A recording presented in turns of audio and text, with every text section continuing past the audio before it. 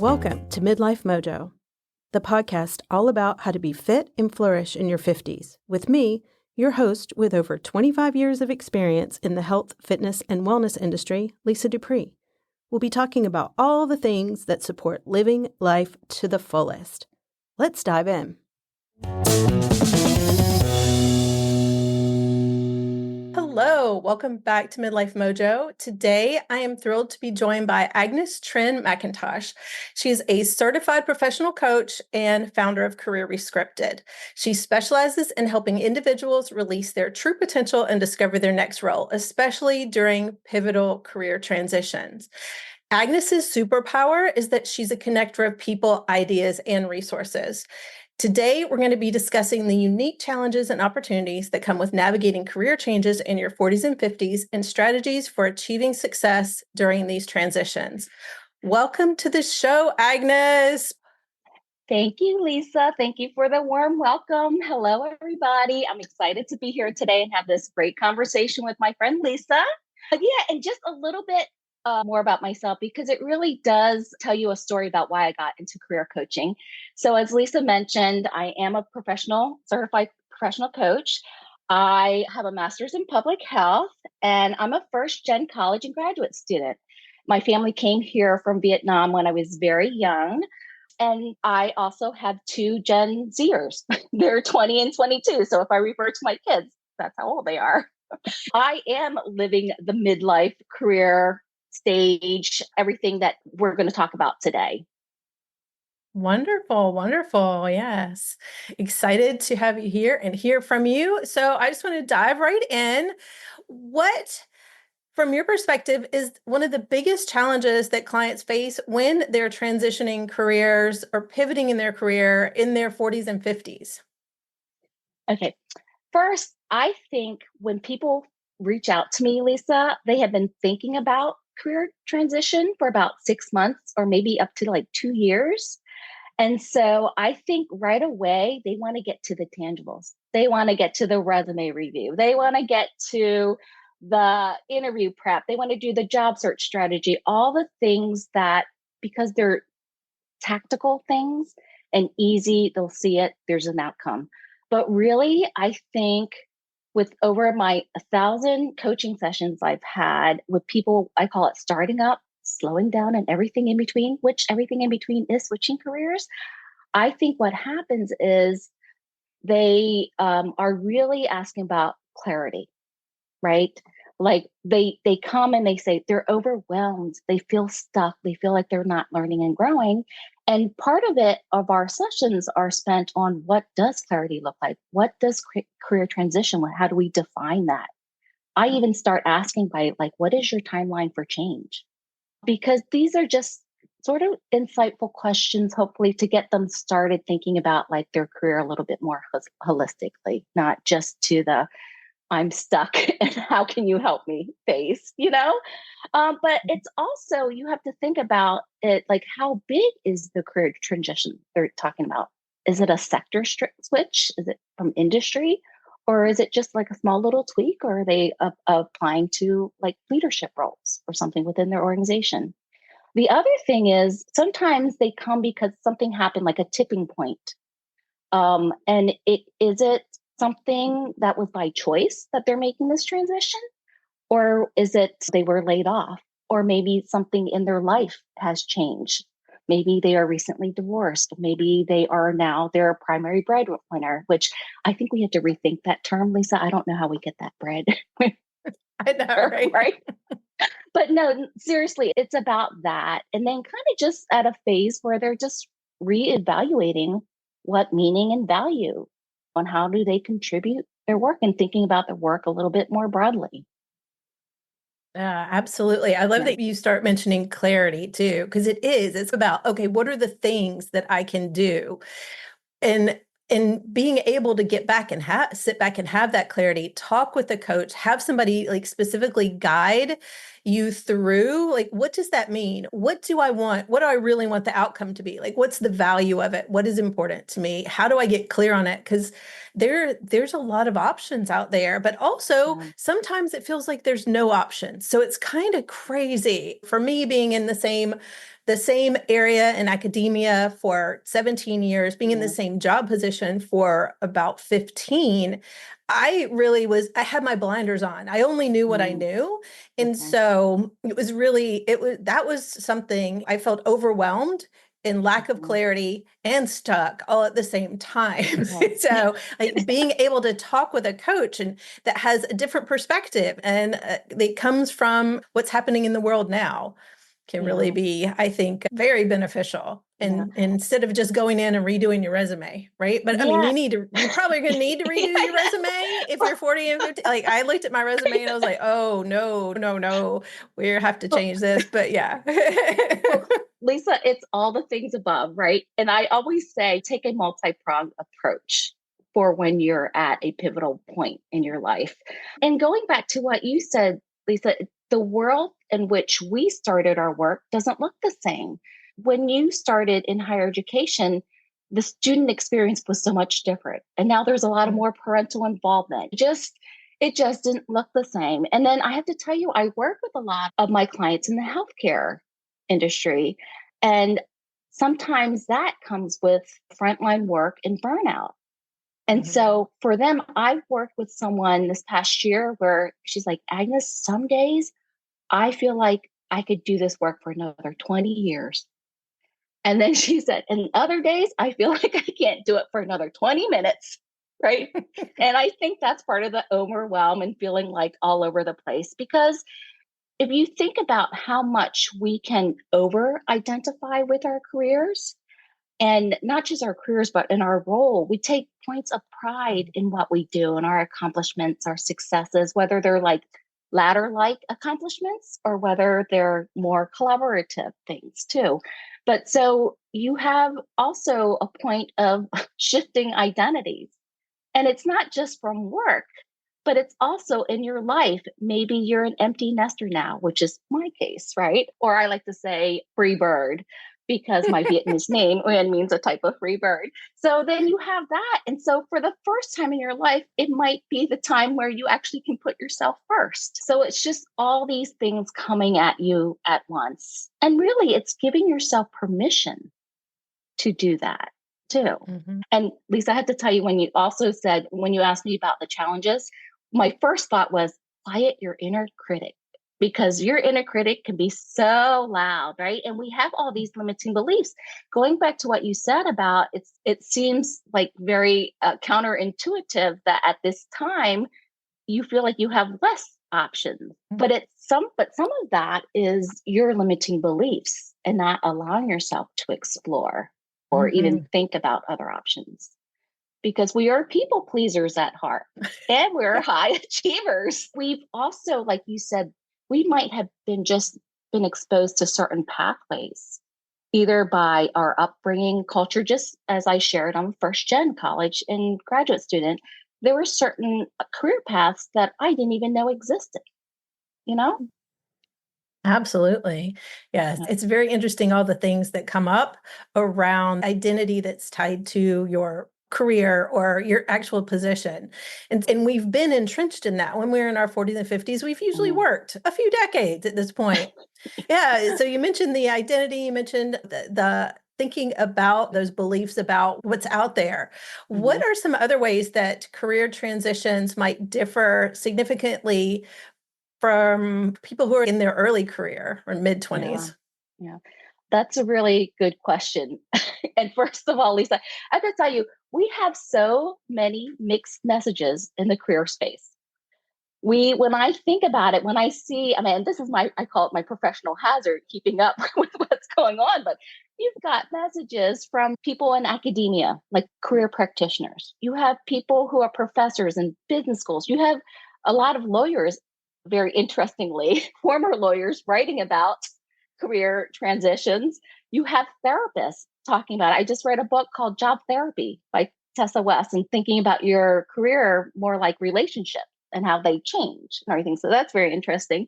And then Mhm. you also have everybody, TikTok people, influencers, Instagram, your mom and dad, everybody that's in the space that, of course, wants to be helpful to you, but just even wading through all the information, what are the best practices? What should I be doing? What are good strategies? I think that is one thing that is just applicable to all career stages, right?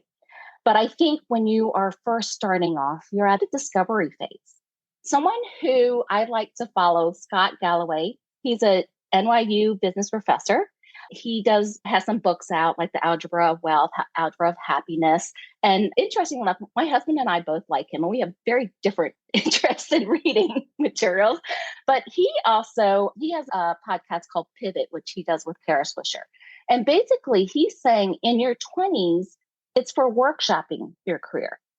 He says in your 30s and 40s, in your 30s is actually getting good in your field.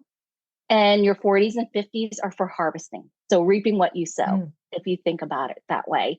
And it's all fine and great if you did that linear path and felt that way. But part of my career story, I took a decade detour when my kids were younger.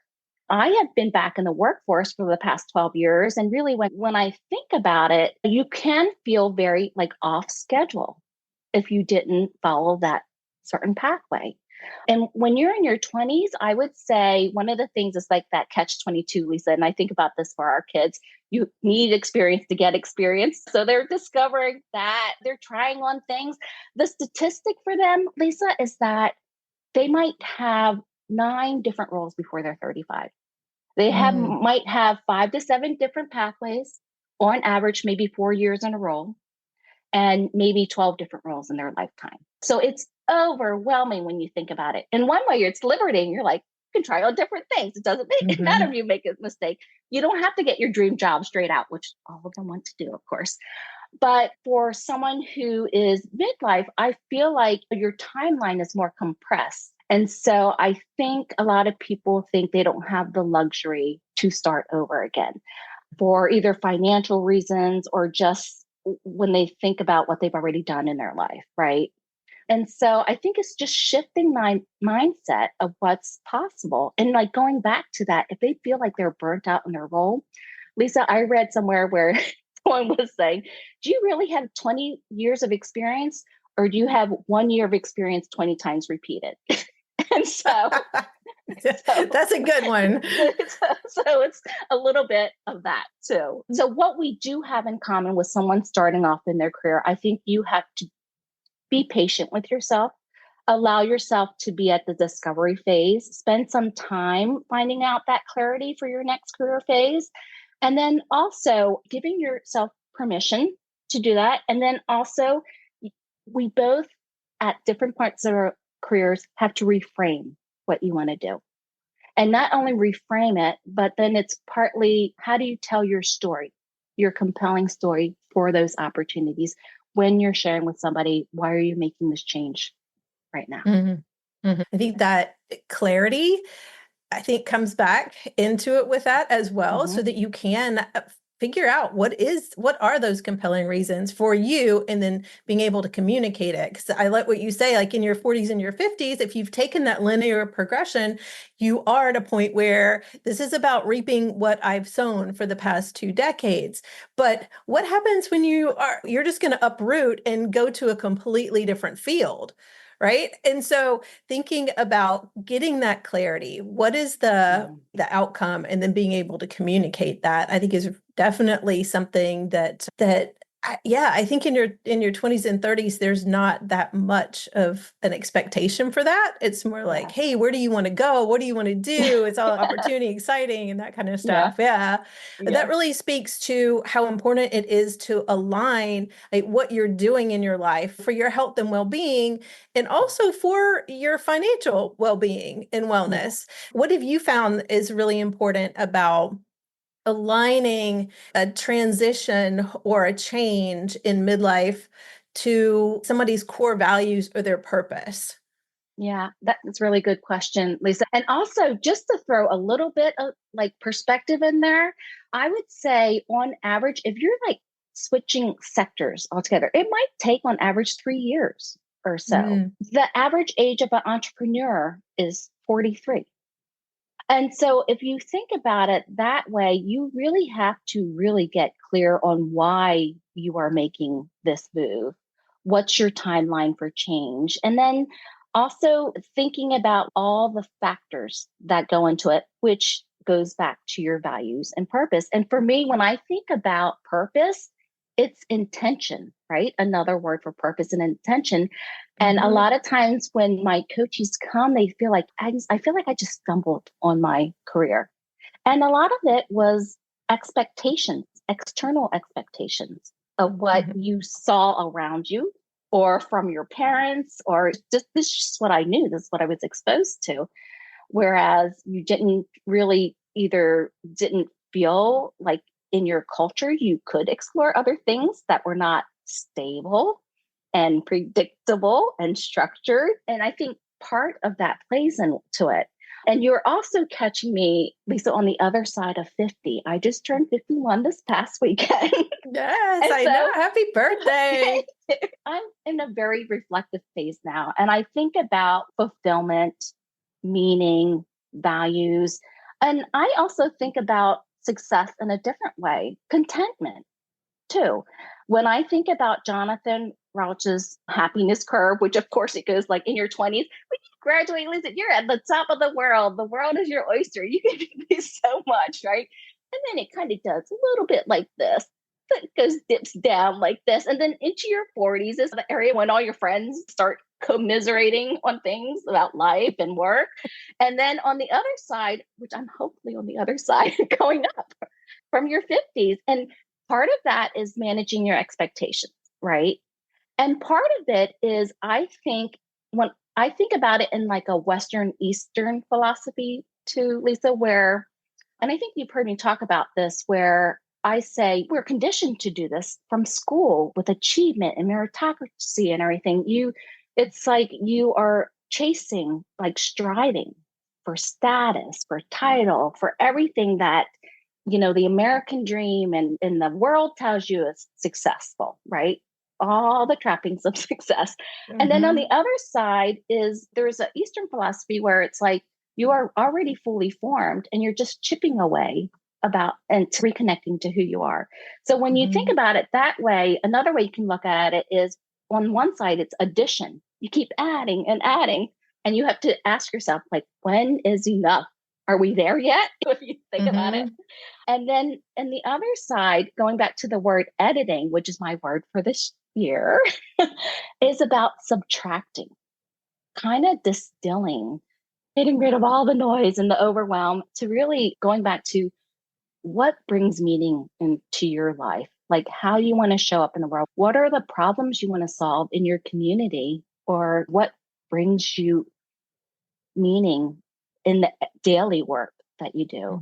And part of fulfillment too, Marcus Buckingham, who's like the guru, the Strengths Finder guru, and the Gallup and Clifton Strengths Finder psychometric test, he talks about how for job satisfaction, you need like 15 or 20% like variety in your career.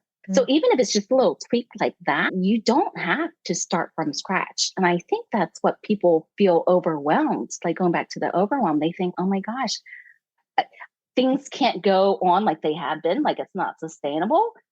But when I think about starting from scratch, it is, like you don't have the time or energy. So in all, that is actually another thing that I work with my clients about, doing an audit of your like time and energy. Where do you want to, in the life that we are given, where do you want to put your time and energy? Yeah, I know with coaching, because I coach women in their 50s around health and wellness, but invariably, every coaching client that I have had, it always comes back to time and energy. And that is really directly related to their job and what does that like their responsibilities in general, and then their job responsibilities and where they are in there, how they feel about that. Because a lot of times they're not able to make a sustainable lifestyle change because of being really drained or preoccupied or prioritizing a job that no longer fits them. And it's just a grind. It takes all of their time and mental energy to just do the thing every day to get up and go to work and stay at the job. And so a lot of times, even though I'm not a career coach, we actually talk about those small things that you can do within where you are, and then look at the bigger picture. Like, how do you really want your lifestyle to be? Do you want your lifestyle to look like it does right now for the next 5, 10 years? And invariably, if they've come to coaching to change something about their health or their well-being, that answer is no, I don't. I'm ready for a change. But yeah, it's like those small things, like how can you edit?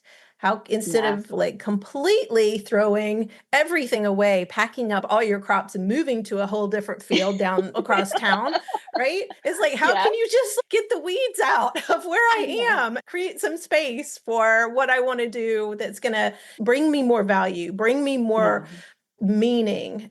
How can I do those things intentionally? The intentional part is so important. And I think like you can go on autopilot, and sometimes like that tipping point may be your health there's an adverse health effect because of the stress from your work. I worked recently with someone where she had, as we do, have that role creep, work creep. But sometimes we have control because sometimes that's a boundary thing, but then sometimes it's a systematic thing in your organization. And so you have to ask yourself, is that worth it? I like to ask my clients, what's your litmus test? For me, if I feel like I'm doing meaningful, impactful work, I'm making a difference in my clients' lives, I love to partner with them. If that outweighs the other, what I call political shenanigans, Lisa, I will stay and I will keep doing what I'm doing. But when this starts creeping up, I have to really kind of go back to the table and ask myself these questions. And the other thing is like, what would be like game changers for you? If your career would look different, what would be part of that? And that goes back to your values. And then breaking it down, because it like going back to the overall, it can seem so overwhelming. Like I know you're a goals person, Lisa, and I know you like your 5 and 10-year goals. And I heard your last episode, and I know that was where you're at right now too, right? And I think what happens is people will come and say, I just don't know where to start. And so I feel like I'm all over the place. I'm like, well, let's talk about that and let's refocus. And like, even small steps, like Lisa, I call them the 3 I's. What can you do for more inspiration, insight, and information, right? And then I would add another I, intentionally going through these. And I think one of the important things that you could do for yourself is surround yourself with supportive people. You are part of my support squad. You've heard me talk about this before, Lisa. It's like people you can be accountable for, but they're like your biggest fans. And the thing is they also hold a mirror up to you so that you are, do have some perspective checking. So they elevate you, but they at the same time also help keep you grounded, right? Especially at this time with that time and energy, like at the end of the day, that's the last thing you want to do. Right? Look, do an overhaul for your career, right? But if you intentionally put yourself first and find 15 minutes a day, 20 minutes a day, put it on your calendar. What are one things? Who can I reach out today? It's partly of that multi-pronged approach. I always suggest doing I call them your SCRS audit, Lisa. It's your skills, your knowledge, your experiences, your relationships, and your strengths. I'm a big proponent of your strengths-based approach, right? So when can you do that? Maybe that might take more than 15 minutes, Lisa, but it can be a very empowering exercise. And you don't have to do that alone. Get feedback from your support squad. Work with a coach to start identifying that. So I love that idea. That SCRS audit, and also the eyes, the 3 eyes that turn into the 4 eyes. I love it. 3 eyes plus 1. Yeah. Well, yeah, exactly. So if you're speaking to someone that's coming to you and they really feel like stuck and unsure about their next move, and they want to be intentional and they want it to align with what they want their life to be, so they can really function optimally, like with their health and their well-being. And also still be fulfilled and make a living, what would you recommend is the first thing that they would do? Yeah. First, let's unpack what stuck means to you. Because stuck could mean sometimes people say, I feel stuck, Agnes. And I'm like, well, what does that mean? And the next thing might be a lot of times it's, I don't feel like I'm learning and growing, Mm. or I feel like I'm at a plateau in my career, or, something like that. So even understanding that first, that self awareness piece is so key, right? Because then I think it's easier, like going to, maybe it's easier for me because I'm a career coach, but to go straight to the tactical steps for this. But it's really all the feelings behind that, especially if you compare yourself with your peers or compare yourself to where you feel like you should have done if you've taken some time off. And so I like thinking about Adam Grant's take on this. He has a book called Hidden Potential, and he talks about it's the distance that you traveled. So even doing an exercise where you list all the accomplishments that you have done that you're proud of, like maybe 5 to 15 accomplishments, and kind of get granular about that. Like, what was it about it? Were you doing this project alone? Were you in community? Were you learning a new skill? Thinking about like, what was it about those point of prides that we're excited about, and how can you get that again, the engagement piece? And then going to the unsure part, I think when we first started, I said it was the clarity part, Lisa, but I'm going to add one more caveat. It's people think that, well, they seem to equate clarity with certainty. And that's not always the case. I like to ask scaling questions about certainty. How do you know when you're certain? When you're at 7 or 8 at a scale of 10? What does certainty mean to you? And there are no guarantees in that. And as you know, we could have the best laid plans, right? But life doesn't always go along with that. We have what Bruce Feiler in his books, Life is in the Transitions, he talks about life quakes. And then he has a book called The Search about job and just like the search for meaning in your jobs. He talks about work quakes. Again, you can go swimmingly along with your career and everything's great, but all of a sudden there's a reorg in your team, or the manager that you love is no longer there. There are things that are not in our control of that. So you have to get comfortable with change and ambiguity, and be like, flex those activity and resiliency muscles. And that kind of goes back to no matter what stage you are in your career, whether you're starting up or if you're thinking about scaling back or slowing down, going back to, it doesn't mean adding on, you know? Mm-hmm. Yeah, I love that you're starting with kind of that awareness. What really does stuck mean? And then what does the insurity mean? And like clarity doesn't necessarily mean certainty. So you can have clarity without certainty. Yeah, I think those are insightful and really important, because I'm not sure that we tend to think about things, especially when we're in the moment and in the situation. That's probably not our first go-to thing. So I can see where working with a career coach specifically around these things can be really important, and just helping you get that clarity and being okay with being uncertain, but getting that self-reflection and figuring out, what does it really mean? Yeah. Well, Lisa, I would say I think about a particular client, one of my first private clients, who was late 40s, and she was just got through an illness about 2 years before. She had breast cancer. And she was at a point in her career where she was really thinking about that meaning and fulfillment. And she she was applying for an executive level role in her organization, and she didn't get it. And so she was just like disappointed, discouraged, and everything. And then we worked together, and she had some interviews for a nonprofit where she could be a CEO, but it was a new position, right? And she really had to ask herself, Lisa, she's like, I could do this, but in this point of my life and career stage, do I want to do it? Because it's the way they talk about it, it sounds like I would be the chef, I would be the cook, I would be the sous chef, I would be the front of house, and I'd be the dishwasher. And I don't have the time and energy for that. Right. And so sometimes you have to come full circle, and sometimes you don't know that until you try it. And so I think going back to when you're at a transition phase, we can overanalyze, overthink, over rationalize things, Lisa, but we have to start at one point taking action and doing the trial and error part to see if that's the direction you want to go into. No one can do that for you, but you have to at one point, and we are all risk averse, including me, you have to start asking yourself, like, what am I protecting? What am I not wanting to lose versus the flip side? What could I gain from this? You know? Yeah, that's so true. And that goes with every opportunity for change. It's like really looking at it. This is an interesting thing to do too, is like looking at from where you are, even if you're stuck, you're not satisfied, you're unsure about what to do next. What are the benefits of staying where I am?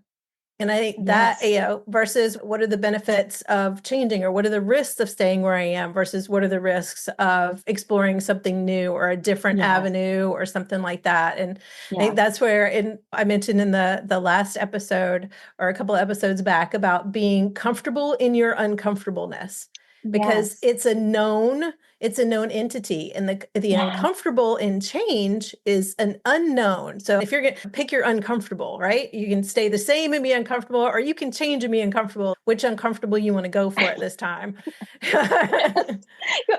Lisa, I think you would appreciate this, being a health coach and with health communications and everything, the different stages of change. You can talk about things, but if you're not ready to receive it, you're going to go be cyclical, and it's staying in your comfort zone. Exactly that. Yes. Yeah. And we get really comfortable in our comfort zones.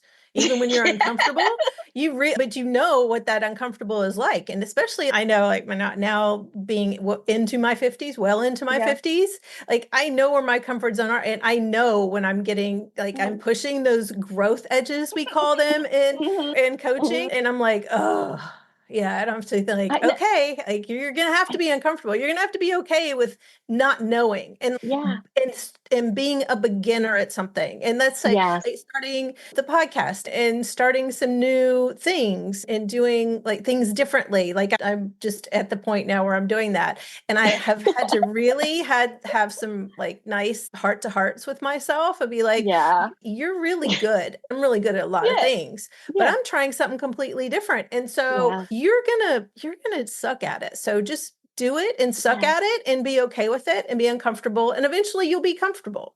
Lisa, you said so many things there, where first we are creatures of habit, right? We do that.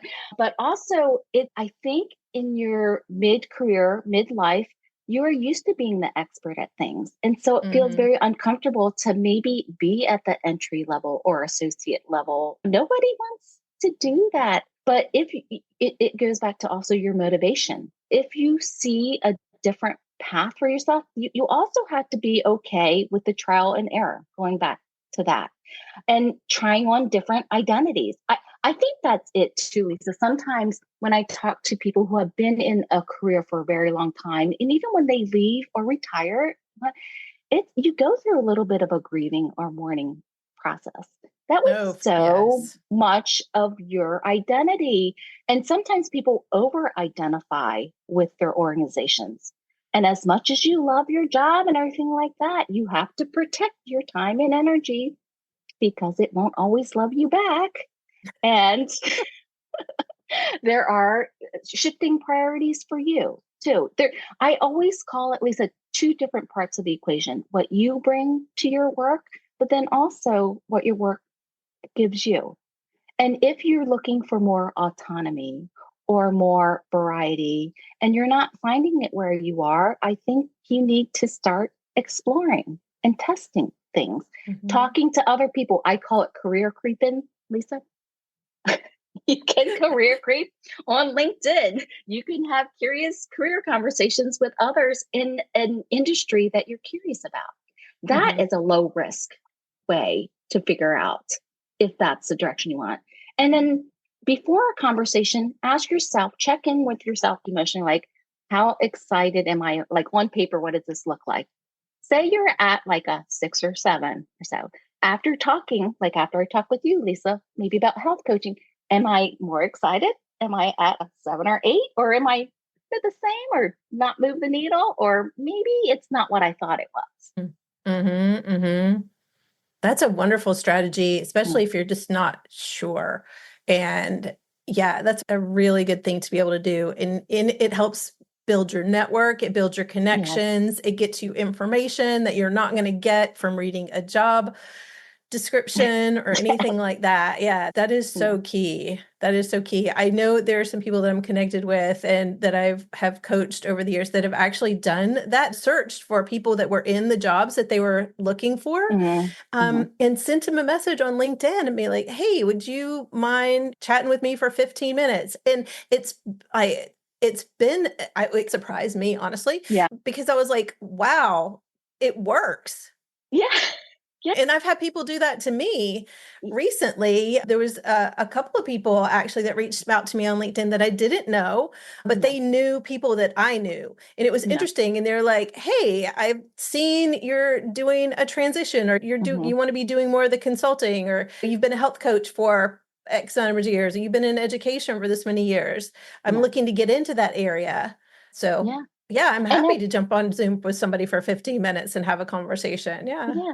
And see, and I think at this point in my life, I feel like generativity is very important, giving back to the next generation. And Mm. you can share any insights you have. I feel like it also reconnects you to your why.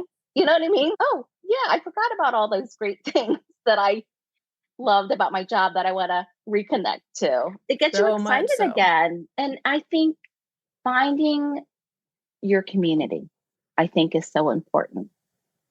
Your supportive community at this time. Anytime you have a transition period, I think you can feel like you're doing this alone, or like you hold your cards close to you a lot. Mm, But if you mhm, don't signal that you want to change or anything, how are people supposed to help you? No. mhm. So it's Yeah. that is the edges of your comfortability, right? Yes, absolutely. Yeah. Yeah. All right. You have given us so many things to think about and like Okay. so much information, so many good tips and strategies. And so I thank you so much for doing that. Of I just wanted to course. ask you, is there Yeah. one thing that you wish that I had either asked you or we had talked about, that we didn't get to cover right now or we haven't covered yet? And what would that be? Okay. I love this question, Lisa, because it goes back to my why do I do this? Why am I in career creation? Is to connect people, ideas, and resources, right? Mm. And so when what I wish you would have asked me was, Agnes, why do you have such a big book problem? You've quoted 5 or 6 books for real. So, I know you No, read I it's didn't. impressive how much you read. It is about me, and I had to laugh at myself because the past 6 months, I have to tell you, Lisa, at one point I was reading Matthew Walker's Why We Sleep, so the science and neuroscience behind sleep, while I was also reading Ada Calhoun's, she was a journalist, Why We Can't Sleep. And it's about, and actually it might be very appropriate for your audience because it's about like midlife crisis and also about Gen X and about menopause. And Oh, you will I laugh definitely need and to read cry. those. Lisa, oh my gosh. And it's funny because the two covers look alike. No, but really, when I am not coaching, I love to paint. I'm an amateur artist, do these little miniature paintings, but I also love to read business psychology books, which my younger son, Andrew, says, Mom, you love all those self-help books. I'm like, Andrew, you know what self-help books are? I'm like, they're a combination of Eastern and Western wisdom philosophy that is repackaged as business psychology books. And so, anyway, so what I love to do is curate resources for my Mm, clients. Sometimes it's customized, some things will speak to you universally. I have all of that on my website mm. in a section called Curated Resources. So, yeah. Wonderful. So that's Yeah, my way to give back. That's my gift.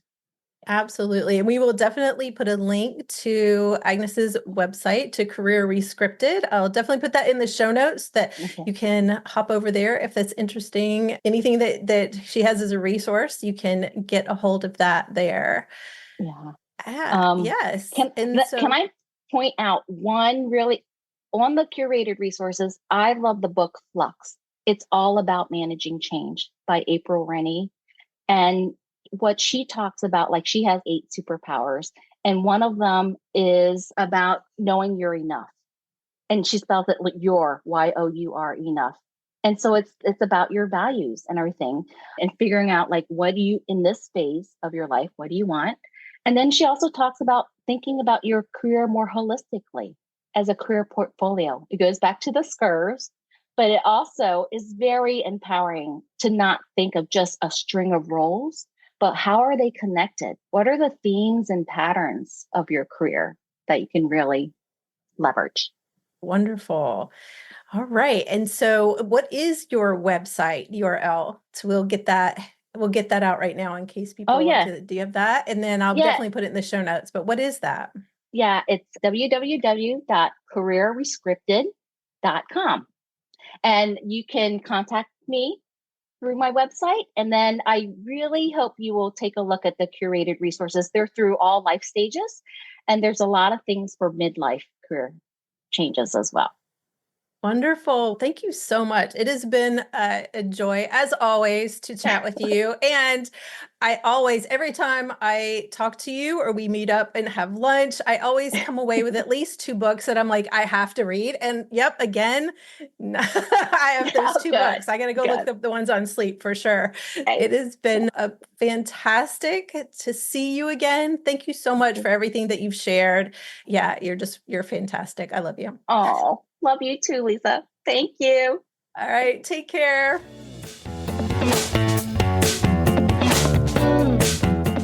If this episode has been helpful to you, I'd love to hear from you.